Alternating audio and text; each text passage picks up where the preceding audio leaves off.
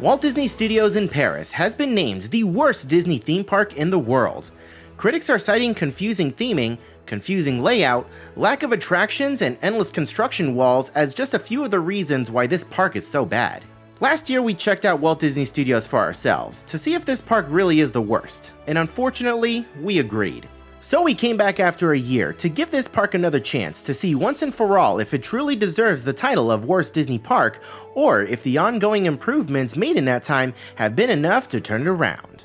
After a cloudy and rainy first 3 days here in France, it is glorious to be finally blessed with a day of sunshine and blue skies. Okie dokie, just got past security, and instead of heading right towards Disneyland, we're heading left to go over to Disney Studios. Holy moly, these guys are not wasting time. Take a look at that. They've already taken down the Walt Disney Studios sign from the top of the arch over here. Good lord. It's only a matter of time before this water tower sees the graveyard next. All right. This is, yep. Koda. All right, you're good. And me. Yay! And ladies and gentlemen, we have made it in Walt Disney Studios, and thankfully this big show building over here is open now. So this is supposed to be the main entrance to the park. You're supposed to walk through here in order to access the rest of the park. The last time we were here, we had to go out and around the side of this building that was under refurbishment as part of phase 1 of the Disney Adventure World expansion or rebrand. I don't know what you would call it. Either way, let's head on inside. Before we get too far into the fun, I do want to take a quick second to thank the sponsor of today's video, KLOOK. If you guys are traveling anywhere abroad and you're not sure what to do or where to get started, KLOOK has you covered. And with my exclusive promo code ThemeParkExpress, you can get up to 10% off your first purchase with KLOOK. KLOOK can work on your browser or through the app, and both are super easy to use. All you gotta do is search by destination and see all the tours and experiences available. For example, say you're traveling to Paris and you want to visit Disneyland or Walt Disney Studios like we are today. Using KLOOK, you can book your tickets for this. They even have ticket options that include round-trip transfers from Central Paris or Charles de Gaulle to make your visit even more convenient. And in case you're not sure where to stay, KLOOK can even help you book your Disneyland Paris partner hotels close to property as well. Then you can use the app to find all the experiences you've saved and tickets for your purchases all on one device. They've got almost 500,000 activities and over 1,000 destinations, and you can use it in your preferred language and currency. Not only does KLOOK work with the host to offer unique prices, typically cheaper than the at-the-door cost, but you can also earn KLOOK credits that you can use towards a future activity. We all know that international travel can be stressful, so make sure you get KLOOK today to have all your activities and experiences saved on one device. Once again, guys, head on over to KLOOK.com and use my exclusive promo code ThemeParkExpress to get 10% off your first purchase. Thank you so much to KLOOK for sponsoring today's video. Now, with all that being said, let's head on inside the park and have some fun. I lose track of her for 2 seconds, and she's coming out of the gift shop with, what is that, Jiminy Cricket? Is that a shoulder buddy? Yeah. Uh-huh. I went into the sign that looks like it says ear boutique. There was a surprising lack of ears, and I still can't find the ones. They're at World of Disney. We might have to get them at the end of the night. But it's fine. The ears will make sense later. Uh-huh. They're pretty. I like them. But my mom's, her favorite characters is Jiminy, so I saw him. He wasn't at Disneyland, and I would have forgotten if I didn't get him now. Okay, so now you're stuck with him the rest of the day. Yeah, well, I can. He'll be my little buddy. So to this day, I'm not entirely sure what the purpose of this massive show building is and why it's the proper entrance to this park, but let's head on inside. As you can see, it's called World Premiere, and they just recently reopened this from a massive refurbishment. Oh, wow. Oh, it's like a little mini Hollywood Studios, kind of. That's cool. Like, we have this building in Hollywood Studios. They got, let's see, Hollywood Jewel Box. Interesting. It looks like they have a quick service restaurant in here as well. Huh. And then at the far end, it says Disney Theater World Premiere. So, like, are they still trying to keep with the Hollywood theme and, like, the movie, like, making of movies, studio style theme here? Because, like, they redid all of this. And they're still keeping that theme, but the park is being renamed to Adventure World. I don't know, I'm confused. It's fine. No self-respecting Hollywood-themed area would be complete without a Hollywood and Vine 5 and dime shop. Something I do want to point out is that they are selling farewell merchandise for Walt Disney Studios, saying that's a wrap. We have different t-shirts over here that say Walt Disney Studios. That's a wrap. Take 16, roll 302. I don't know what the significance of those numbers are. It's when the park opens. The park opened in 2016? No, it's or at least this is my girl math for this. It opened in, was it March 16th, 2002? Uh-huh. You want to Google and verify that? I did. Oh, when I saw a picture of the merch. Really? It was the date, yeah. Okay, so, Yeah, because, I mean, otherwise the numbers just, if that's not it, the numbers are just a really weird coincidence. Interesting. Oh, wait, no, like, because we're in Europe and they do their calendars different. Yeah. Like, they do their dates different. Okay, gotcha. Okay, and then they also have some lanyards over here. I think I'm going to pick myself up a shirt because that's something that I really wanted. And the largest size that they have is 2X, but that's a European 2X, so I don't know if this is actually going to fit me, but we'll see. You can see they also have some farewell mugs over here. They also have the movie clicky clacky thingies. Now this isn't necessarily farewell merch, but it does say Walt Disney Studios Paris, and then you also have these little Mickey statues where he's like a director, and it says Walt Disney Studios Paris. So, you know, these are gonna be relics and collector's items in the future. And take a look at that. They also have keychains. That's really cool. So, I don't really understand the purpose of this building and why they need this as the entrance to the park, because it'd be much better to just, you know, have the guests lead up to this from the turnstiles and just put something else in its place. But I guess in case it rains or it gets too cold, you know, you have some place to run to. I don't know. It's not my favorite thing. But still, look at that. We have Tower of Terror right there. We have a giant Sorcerer Mickey hat. And look, hardly any construction walls. We have construction walls over there, but hardly any construction walls. If you guys remember, the last time I was here, this was nothing but construction walls, and it was just one long pathway of construction walls. It was crazy and not very pretty, but it looks so much prettier now. So much more room for activities, so much more room to spread out. You can see things and get to things more easily. It's awesome. Aw, take a look at this. They added a partner statue. That's so cool. And you can see a bunch of Disney characters behind them as well, and I love the flowers, yeah. Are they real? There is soil, they must be real. But I love the colored mulch as well. This is so cool. I love this. And straight on down from the partner statue, you can see the rest of the Disney Adventure World expansion, including the North Mountains of Arendelle. Oh yeah, you can barely see Elsa's castle. But yeah, look at that. Straight on down this way is going to be the rest of the park, and they are almost doubling the size of this place, which is going to be fantastic. I really can't wait for this park to get expanded and to just be so much better than it is today. Holy cow. In front of the animation building, they added this Sorcerer Mickey statue, and surrounding it is a bunch of other little statues. You can see we have Donald, Esmeralda. Who is that? That's the fat guy from Fantasia. I think Hercules is over here with Koda. Over here we have Tinkerbell, Dumbo. I can't tell who the heck that is over there. We'll have to look. Oh, we have the genie over there. This is a really neat addition. Ah, okay. This guy over here is Tarzan. We couldn't tell from the back. So speaking of the animation building, there is a show in here, and it is a Frozen sing-along style show, but it's called like a musical invitation. It's very interesting. We're not going to be experiencing this today because we have other things we would like to do, and you know, a Frozen musical isn't really our thing right now, but it is still a good option for kids. And unfortunately, the one show that I would have actually stayed to see is Mickey and the Magician, and it is unfortunately closed for refurbishment while we are here.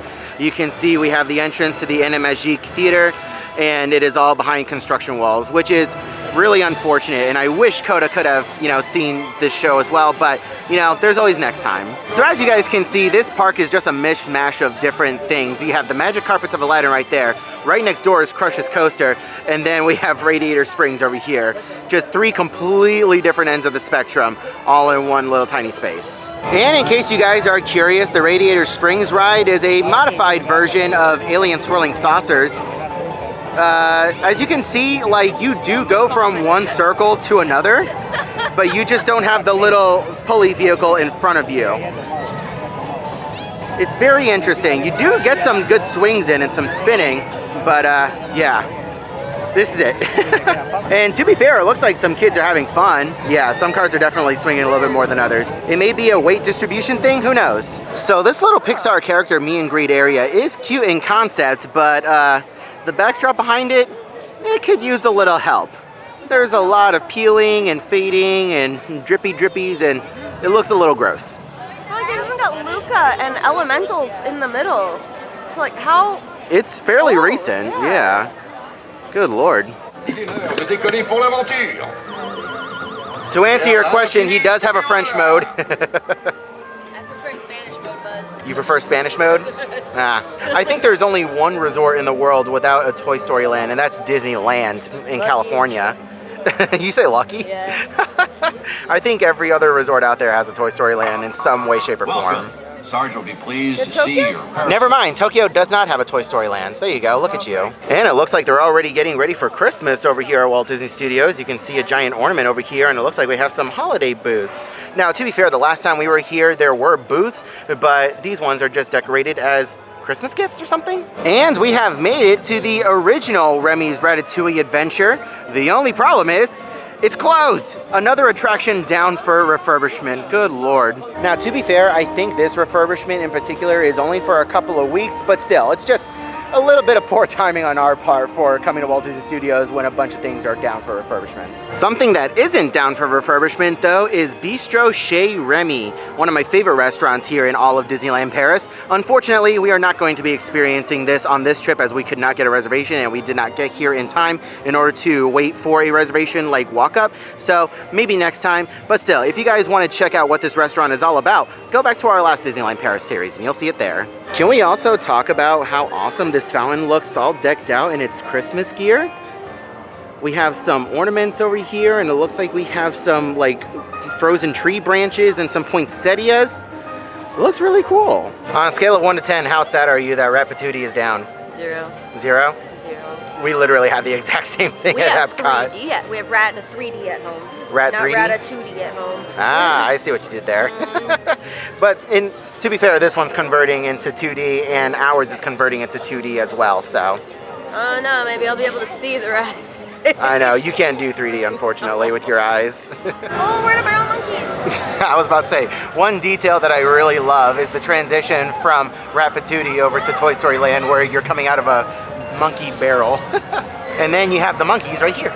Now, eventually, this path to the back of the park is going to lead into the expansion of Disney Adventure World, where we're going to have the World of Frozen and the Pride Lands. But for right now, all it leads us to is Cars Road Trip, which is going to be our first attraction of the day. So as you guys can kind of see, I know it's really backlit right now, but behind these construction walls is the expansion to Walt Disney Studios and what will be Disney Adventure World. I think this is a restaurant space over here. I know somewhere yonder that way, there's going to be a Tangled attraction as well. So this is going to be like the beginning section of the expansion where I don't really know what the theme is, and then it transitions into the different lands. But yeah, eventually you'll be able to come back here. Unfortunately, the wait time for this attraction has jumped to 30 minutes. It was 40 minutes a second ago. If you guys remember the last time I was here, it was practically a walk-on. Now, I don't know how well you guys are able to spot that in the distance, but that structure back there, we do believe is the lift and or drop for the upcoming Pride Lands Lion King water ride attraction. My gut says that based off the angle, this is the lift hill and not the drop, but who knows? Still very cool to see. Now, if any of this looks kind of familiar to you guys, you may remember years and years ago at Disney's Hollywood Studios, they had the Hollywood Backlot Tour. This is the same exact ride vehicle and same concept. They used to have a backlot tour style attraction here, but they have since converted it into a Cars Road Trip attraction. So I have a theory for this one, for Koda. I believe that a good majority of this attraction is pretty lame, but it is full of the dumbest jokes and car puns ever that I think she is going to get a kick out of. The only part of this attraction that I really enjoy is the Catastrophe Canyon, and that's just the nostalgia speaking from me from old school Hollywood Studios, because I loved Catastrophe Canyon, and it still lives on here at Disneyland Paris, and I absolutely love it. But the rest of the ride, not my thing. But I think she's going to enjoy it. We'll see what she says at the end.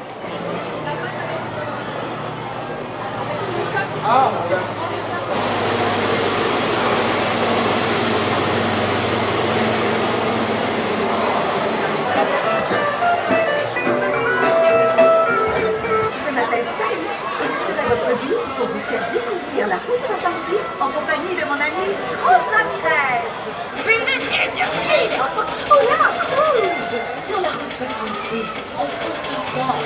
attendons nos plaisirs de rouler. Oh, right!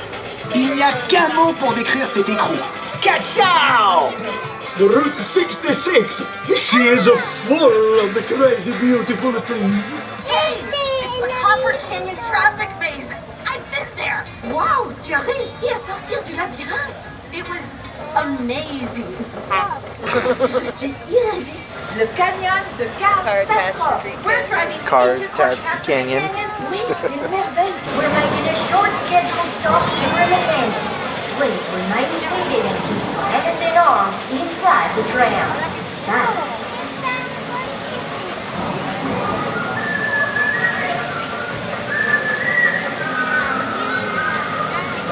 Whoa. This canyon is so beautiful and calm. Seulement en apparence. Wow, quelle heure!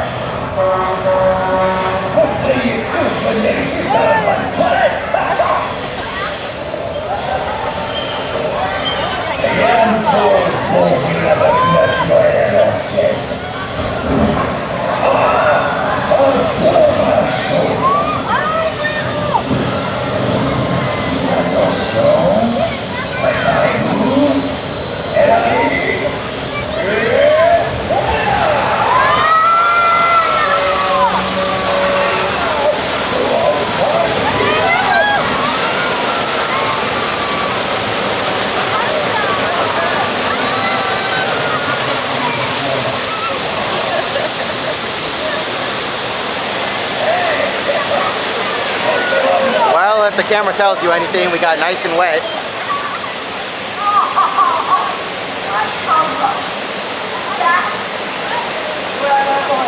So, what'd you think?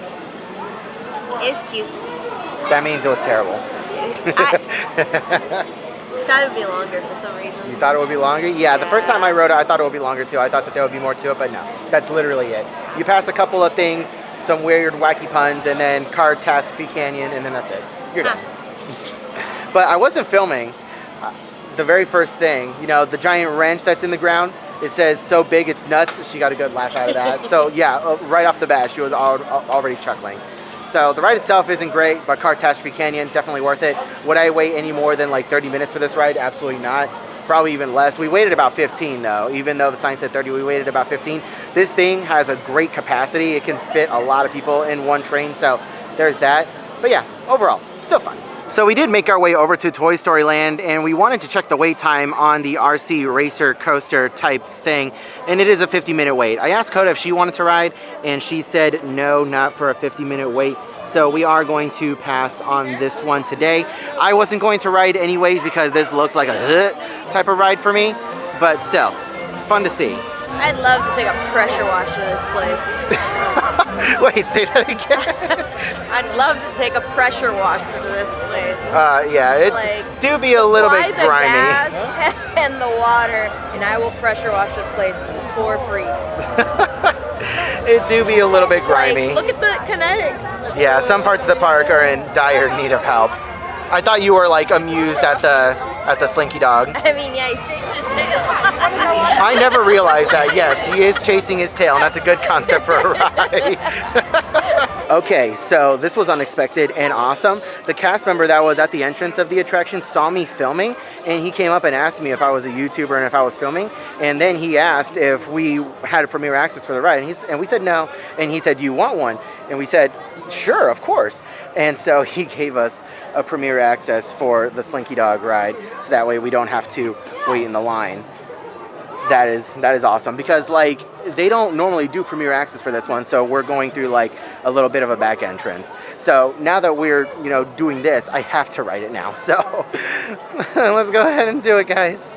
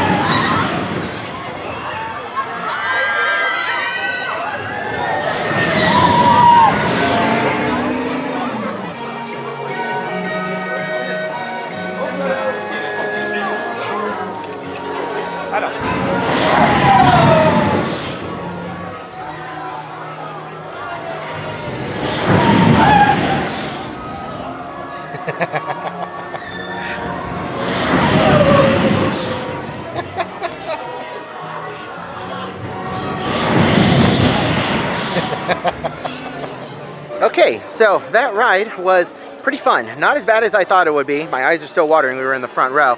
I just don't like the feeling of just rocking back and forth, and you get some float of air time in there. And I did it once.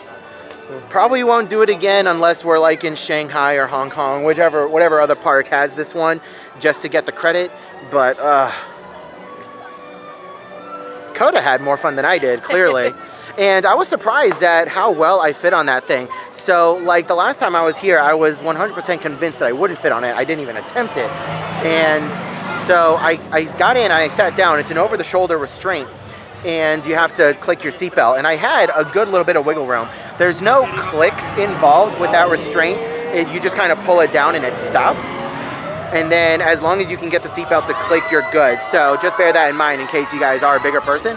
But still, it was a fun time. Not necessarily something I'm going to go out of my way to do again. It was a 50-minute wait, but I don't think it's worth a 50-minute wait. And speaking of credits, it's time to do Crush's Coaster. And just to be clear, it's not the coaster part that I'm worried about. It's the spinning. I am not a spinny type of person. So we'll see. It's Koda's first time here. It's going to be both of our first time doing this ride. You know, it's Nemo. She loves Nemo. We have to do Nemo because Nemo, of course. Let's do this, guys. All right, this was the most expensive premiere access of the trip. Okay, thank you. I was not about to wait 90 minutes for this thing. You're so lame. You giggled at must see. Yeah, at least it's nice and warm in here.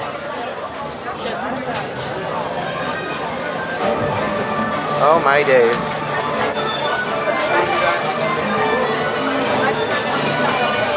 And also, getting back to this, I have no idea if I'm even gonna fit on the darn thing.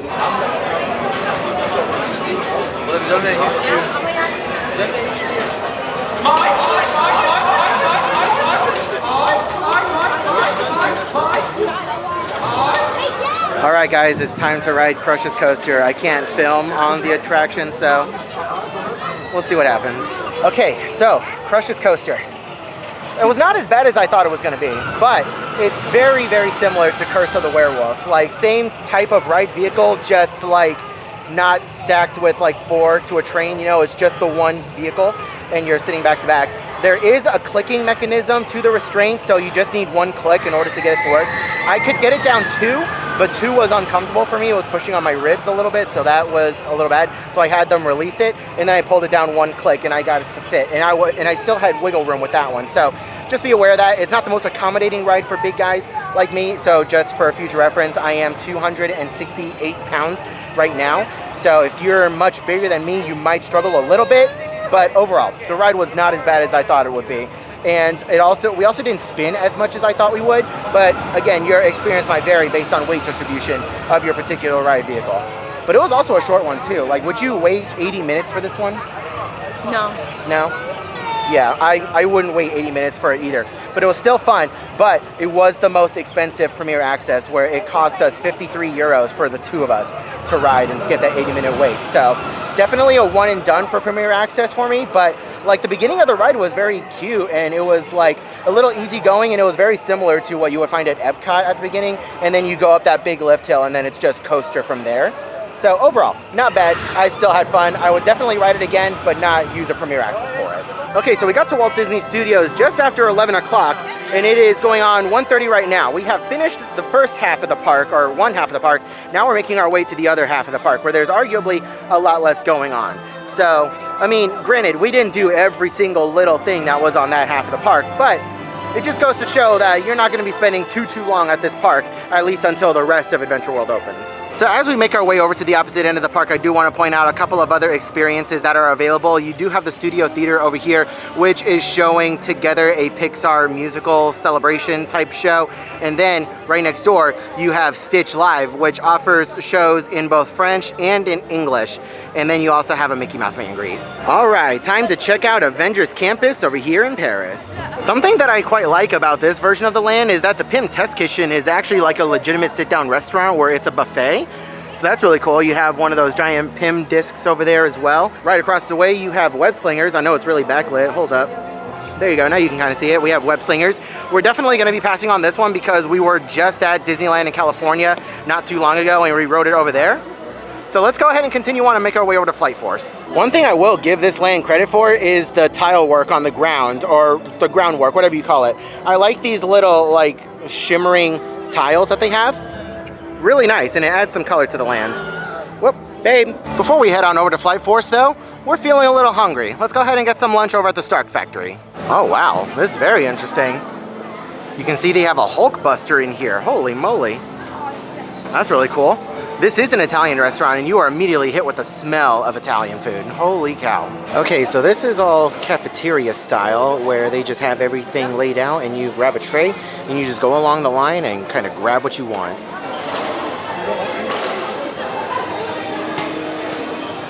You can see they also have garlic bread, they have a chocolate hazelnut sweet pizza, and they have a caramel pizza, sweet pizza type thing. They have some ice creams for you to grab over here, and then they have the different desserts. We have tiramisu, we have a Guardian's chocolate orb, we have yogurt, we have apples, we have applesauce, I'm assuming, Baby Bell cheese, some milk. They also have a cold, wait, what is this? Mango and passion fruit panna cotta. I was about to say banana cotta. And then you have your different drink options over here. And then last but not least, we have our little salad bar. Okay, here's what we got for lunch. I opted for the 4-cheese pizza and some garlic bread. Got some water. And Koda opted for the bolognese. Okay, we just finished with our food at the Stark Factory. That pizza definitely should have been a 2-person job, but I ate it. Took some time, but I ate it. I'm definitely not having any dinner tonight, that's for sure. The best thing that we had was the garlic bread. Oh my God. I would come back here just for the garlic bread and eat just that. That was amazing. How was the bolognese, by the way? It was all right? Koda said that she's had worse bolognese before, so it's typical theme park food. It's nothing too crazy. The cheese pizza itself, it was all right. It did have moldy cheese on it, so like just be aware of that if you're someone who doesn't care for aged cheese. That's Koda. So I mean, like, you have to like that in order to enjoy the pizza, but it wasn't terrible by any means. So overall, for €14, it wasn't bad. The crust was nice and thick, and it was a pretty decent portion. I am Wanda Maximoff, but many of you may know me better as the Scarlet Witch. Today I stand before you in Avengers Campus, but I cannot stay for too long. I have come here to deliver an important message. You all carry the strength within you, even if you don't realize it yet. But strength without wisdom can lead to darkness, and dark magic, tempting as it may be, takes more than it gives. If you want to explore witchcraft, do so with caution. Trust your instincts. They will guide you. A couple of interesting observations that I have about restrooms over here, at least at Walt Disney Studios. Number one, they need to either make the women's restrooms bigger or they need more restrooms overall, because every restroom we've gone to, there's always a long line for the women's room.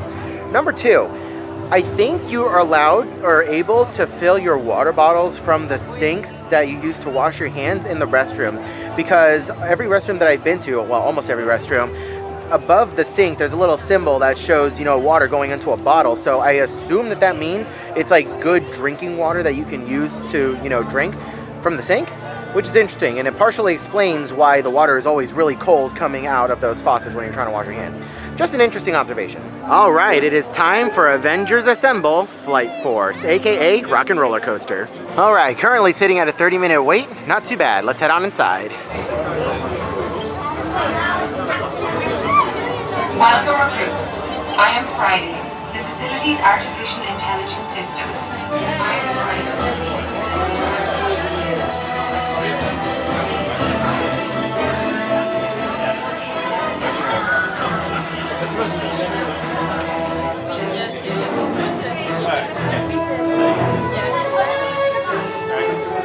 I can look for some backup in the event Captain Marvel doesn't reach us in time.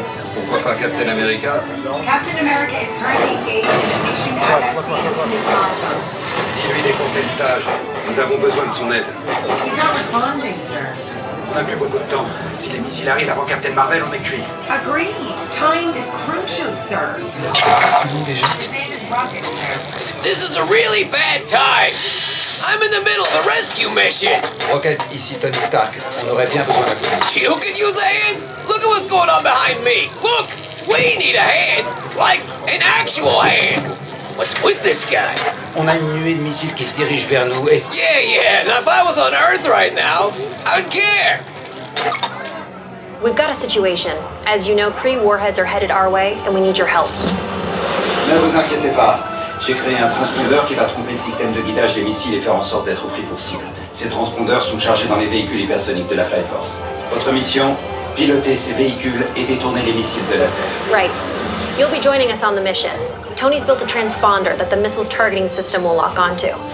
He's loaded the transponders into his hypersonic vehicles. So you'll fly the hypersonics and draw the missiles away from the planet.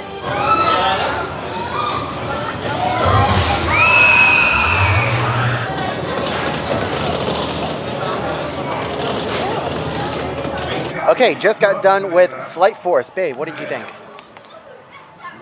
Is our rocket that rattly? Yes, very much so. Rock and Roller Coaster is that rough. Oh. I know it's been a little while since you've been on it. See, like my biggest complaint is that they basically just turned off all the lights, put some stars in, and have some very obvious screens spread out. I think this is a worse version of Hyperspace Mountain, because at least with Hyperspace Mountain, the screens weren't as obvious, because the screens here stand out. Yeah, they're like silver screens versus like black screen. Yeah. I don't know how else to put it. They stand out so much in the dark, and it just looks terrible. One thing that I will applaud this attraction for, though, is integrating it into the wider theme park universe of Marvel, which is really cool. So in the Q video, you'll see them show clips from different parks around the world and even Disney Cruise Line. So they'll show some clips of what's going on the Disney Wish or Treasure at the Worlds of Marvel restaurant with the Ultron robots attacking the ship. They will show clips from Hong Kong with the Ant-Man attraction. And then over at the Stark Factory, you see blueprints for the ride vehicle for the Iron Man Star Tours attraction in Hong Kong. So there's a whole wider universe here within Disney and Marvel, which I really appreciate it, and it's really cool. And I completely forgot to mention that they showed clips from Guardians of the Galaxy Mission Breakout over in California. So yeah, it's really cool. It's definitely something that's meant for theme park fans to notice that other people aren't really going to notice, but we noticed it and we appreciate it. So for that, I will give this ride kudos. All right, guys, unfortunately, we are going to be passing on Tower of Terror for this visit. This one has zero interest in riding Tower of Terror. I've been bringing it up, saying that it is like the scariest one, and she said, hell no. How is that supposed to talk? You can't hype it up. I mean, it's the scariest. No, I panicked when we got to Tokyo and I had a seat belt. Not just a little belt. I had a whole... And then we were just at Disneyland and I didn't know it was special Halloween theme. I was ready for cute little music, dancing Groot. No, I was gonna get eaten by that dragon thing. So, are you saying that you've reached your Tower of Terror allowance for the year? Yeah. You did it in Tokyo, that's all you get. And it's the same thing. At least this time I know it just starts you in the tower. And there's no little thing into the tower. Uh-huh. So, alright, next time we come, I'll do it by myself, or I'll have to convince you otherwise. Yeah. Okay. I like small and cute little things. Okay, so, yeah, with that being said, we're gonna skip Tower of Terror this time around, and we're gonna head on out, and maybe head on over to the other park.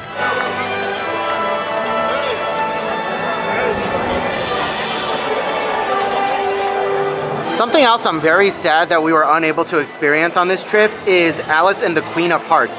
This was a really cool show that we saw in the old Lights Motors Action Theater, and unfortunately it was only like a summertime thing, so it's not coming back until possibly next year. So hopefully on our next visit we'll be able to experience this, because I personally thought it was really cool. So we're making our way through World Premiere as we exit the park, and I didn't realize that this building that we entered from looks like the Walt Disney Animation Studios over in Burbank.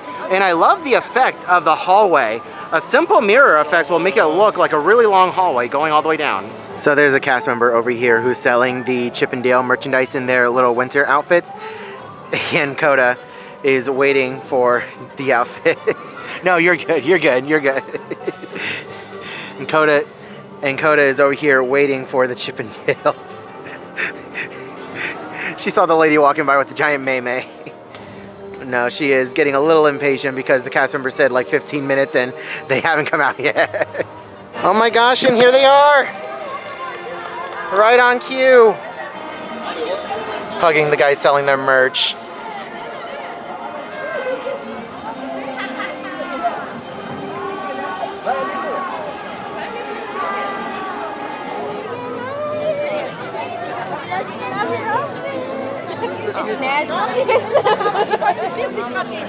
I know we match. Quick picture. Got it.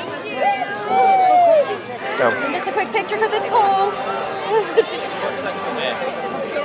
Excellent. Got it. Thank you. Okay, now that our time at Walt Disney Studios is done, I want to get your review. What do you think of this park? Does it deserve the title of Worst Disney Park? Be honest. I don't... See, we've just got a lot of walls at our parks now. And that's all this is. Just a ton of construction. It's a U-shaped park right now because of all the construction. So, I mean, yeah, that sucks, but I don't know. I'm getting flashbacks to, like, when Hollywood Studios, when they were doing Toy Story and Galaxy's Edge, and we just had 2 rides. Yeah. So, like, that was awful. But current, I mean, I guess out of the ones I've been to, they've still got some cool attractions, but... I will say, in the state that it's in right now, it is not the best Disney park by any means. It has some fun attractions, but unless you have smaller ones with you, this park probably isn't worth it to like just buy a one-day ticket and spend a full day here. Like if you're coming to this park, you probably need to get a 2-park pass just so that way you can spend the morning at this park and then end your day over at Disneyland Paris. I will say I am very excited to see what's coming in the future with the Arendelle expansion and the Pride Lands attraction coming not too long after. That's going to be a lot of fun and it's going to add some much needed capacity to this park. But as of right now, I would definitely skip it until at least both phases of Adventure World are open. But did you still have fun? Yes. Yes, the park is still fun, and I genuinely cannot wait to come back. But I want to thank you guys so much for watching today's video and for watching this first part of our Europe series. The next video that you guys are going to see after this is the Disney Destiny Embarkation Day. We're going to be bringing you guys the rest of our Europe series at a later date, but don't you guys worry, it will be coming soon. Thank you all so much for watching today's video. Please leave a like if you enjoyed and drop a comment down below to let me know what you guys thought about today's video and share your Disneyland Paris experiences down in the comment section below. I hope you are all having a wonderful day, morning, afternoon, and evening, and I'll see you guys in the next video.